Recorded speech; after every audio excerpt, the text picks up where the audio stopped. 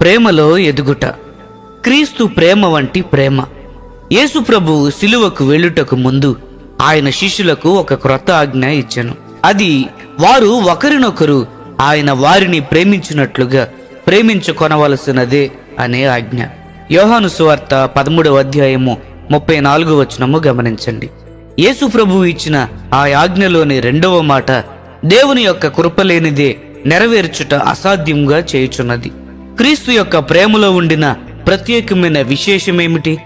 తప్పకుండా మన కొరకు ఆయన మరణించిన సిలువయై ఉన్నది. కనుక నా సహోదరుని ప్రేమించుమని ఆయన నాకు చెప్పి ఉన్నప్పుడు అది నా యొక్క సహోదరునితో ఉండిన సంబంధముల విషయములలో నా స్వంత ఇష్టమునకు నేను ఆయన మాదిరిని అనుసరించి మరణించవలనను పిలుపుగా ఉన్నది.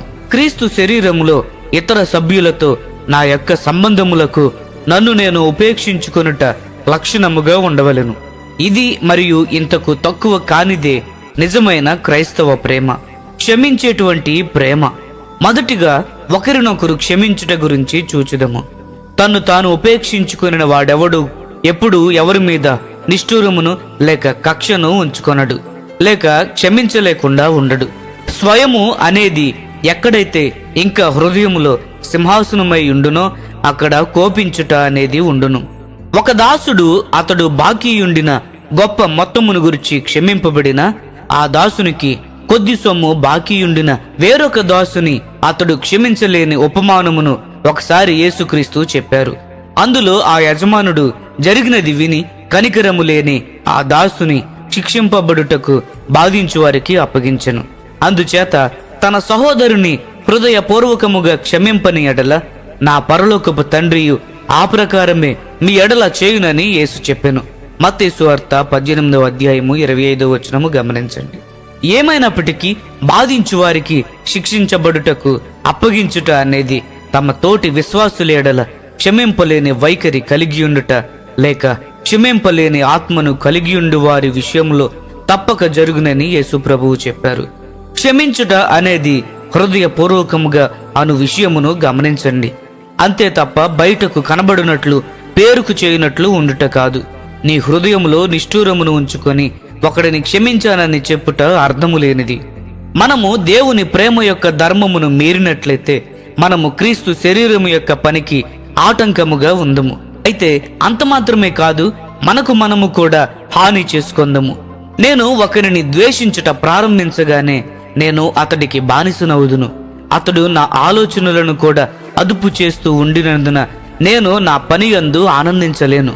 నా యొక్క కోపము ఒత్తిడికి సంబంధించిన ఎన్నో హార్మోన్లను నా శరీరంలో ఉత్పత్తి చేయను. అందువలన కొద్ది గంటల పని చేసి వెంటనే నేను అలసిపోదును. నేను ఇంతకు మునుపు సంతోషముతో చేయి పని ఇప్పుడు అతి కష్టముగా మారినది. చివరకు పనికి సెలవు తీసుకొనుట కూడా సంతోషాన్నిచ్చుట మానివేసినది. నేను ద్వేషించు వ్యక్తి నేను ఎక్కడికి వెళ్ళినను అక్కడికి వెంటాడుచూ ఉండెను. నా మనసు అతడి యొక్క క్రూరమైన పట్టు నుండి తప్పించుకొనలేకపోవచుండును. దాచబడిన కక్షలు మరియు నిష్ఠూరము మన యొక్క పనితనమును మరియు ఈనాడు లోకమంతా అనేకమైన క్రైస్తవుల మరియు క్రైస్తవ పనివారి యొక్క శారీరక ఆరోగ్యమును కూడా పాడు చేయను. సంబంధమును పునర్నిర్మించే పనిలో చివరకు ఒక సహోదరుడు మనము అతడిని బాధపరిచామని అంటే అది నిజమవ్వచ్చు లేక తప్పవచ్చు. అలా అనుకునే సందర్భములో మనమే మొదటి అడుగు వేయవలనని యేసు ప్రభువు బోధించారు.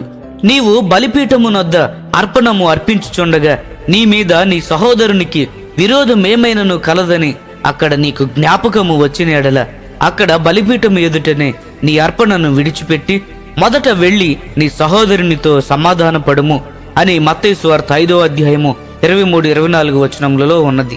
అదే విధముగా మీకు ఒకని మీద ఒకనికి విరోధమేమైనను కలిగి ఉన్నడల మీరు నిలువబడి ప్రార్థన చేయనప్పుడెల్లను వాని క్షమించుడి.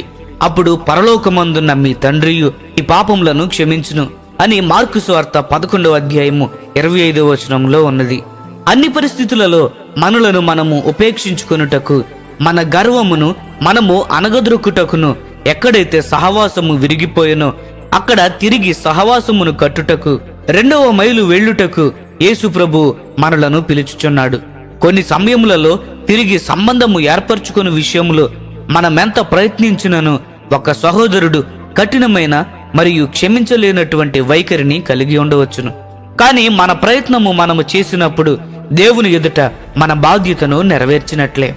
మనకును మరియు ఆయన శరీరంలో ఏ ఒక్క సభ్యునికి మధ్య పరిష్కరింపబడని సమస్యలు ఉంటే, లేక పరిష్కరింపబడి తిరిగి సంబంధము నెలకొల్పబడుటకు ప్రయత్నము చేయకుండా ఉండినట్లయితే, దేవుడు మన యొక్క ఆరాధన లేక సేవను లేక అర్పించే దేనిని కూడా అంగీకరించడు అని యేసుప్రభు మాటలు స్పష్టపరచుచున్నవి. ఎంతమంది క్రైస్తవులు యేసుప్రభు యొక్క మాటలను నిజముగా తీసుకొనుచున్నారు అని అప్పుడప్పుడు ఆశ్చర్యపోవచుంటాము. అనేకులు దేవుని ఆజ్ఞలను తేలికగా తీసుకొందురు, తద్వారా క్రీస్తు శరీరంలోనికి మరణమును తీసుకువచ్చుదురు. ప్రియ స్నేహితులారా, ఇతరుల ఎడల కనికరము చూపుట మరియు క్షమించుట కేవలము మొదటి అడుగు మాత్రమే. ప్రేమ దోషములను కప్పునని మనకు బైబిల్ గ్రంథము తెలియజేస్తుంది. ఈ సందేశములు మీకు ఆశీర్వాదకరముగా ఉన్నట్లయితే లైక్ చేయండి, సబ్స్క్రైబ్ చేయండి, అనేకులకు షేర్ చేయండి. మీ విలువైన అభిప్రాయములను కామెంట్ రూపంలో మాతో పంచుకోనండి.